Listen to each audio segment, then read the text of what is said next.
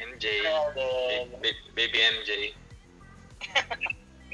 Um, well, you're always busy, ang dami mong ginagawa, and now with GMA on the go. Yan. May time ka pa bang manood talaga ng TV? And what are your favorite shows aside from your show? Well, honestly, I rarely watch TV now kasi I'm actually always seen on TV halos every day. Actually, hindi halos, every day talaga. From Monday to Sunday. And now, nababalik na rin yung center stage. So, uh, parang sa ngayon, wala akong masyadong napapanood lately. Parang daan-daan lang. Kasi sometimes after work, wala na rin talagang time manood eh. I just rest and, play some of my games. So, yun. Parang very limited na yung time ko to watch TV at the moment. You mentioned about center stage. The show is back with another season. Question, hindi ka ba nahihirapan na mag-host ng isang reality show with kids as content? Actually, sorry MJ, this is with regards to center stage coming back, no? Oo, center. Yes.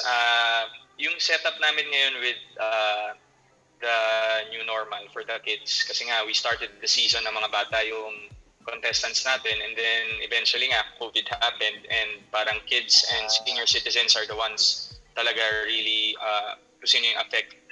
really affected by this situation. So, may surprise kami kung paano namin siya na-execute, kasi even ako and even my coworkers and mga judges and Betong and everyone else, nagulat kami on how GMA reinvented center stage to still execute such contest even with the pandemic and even with the restrictions.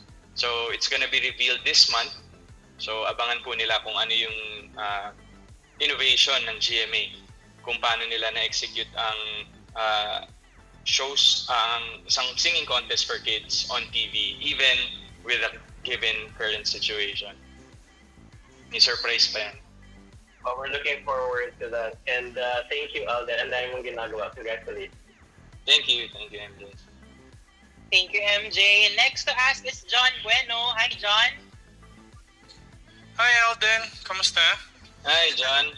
Hey, first off, like last year, we were able to interview you in Enchanted Kingdom, and the question there was, what were you gonna prioritize in 2020?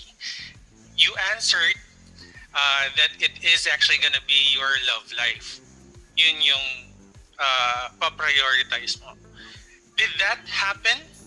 And were you able to get one? Well, sa ngayon, as far as I'm concerned, parang hindi pa siya nangyayari kasi I have a heavy load of schedule sa during the first quarter. So, we'll see. I don't wanna keep my doors closed na anymore with regards to that matter. Kasi parang it's about time. I'm not getting any younger. I'm 29.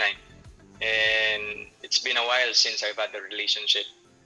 Ayan, a relationship with someone. So, tingnan natin. Malay naman natin talaga dumating yun sometimes. If we're not looking, biglang darating. And if we're really looking, sometimes yun pa yung hindi dumadating. So, I just wanna take my chances on those circumstances na parang pag dumating. Would you opt to have it more private, or would it be okay also if it's like a little public? Parang sa buhay ko kasi walang private dyan eh. Parang everyone else parang knows everything about me. So as much as I want to keep it private, malalaman at malalaman pa rin yan. So when that time comes, I'll just, hindi naman din siya, wala rin naman dapat itago kasi parang you are supposed to be proud of your partner na finally, after a while, meron na rin akong someone who will take care of me and I will take care of her as well. So, parang, kung ako talaga, kung pwedeng private, I would like to keep it private. Kaya lang, sooner or later, malalaman pa rin yan. So, we'll see when we're there. Awesome. And deserve mo naman. Thank you. Next question is about, of course, the next things about Alden, and like your projects. Aside from the movie that was mentioned earlier, are there other things that you're doing this year And Yes. also business-wise as well. Yes, next month I'll be opening another restaurant. So magkakaroon since Conscious Quezon City was shut down, mag-open ako ulit ng isa pang restaurant sa South as well. So that will happen next month. And like ngayon nga, Center Stage is coming back. Eat Bulaga is still ongoing. All Out Sundays is still ongoing. Tapos I'll be doing a movie with Bea Alonso, and then after that movie, there will be a TV series naman right after that.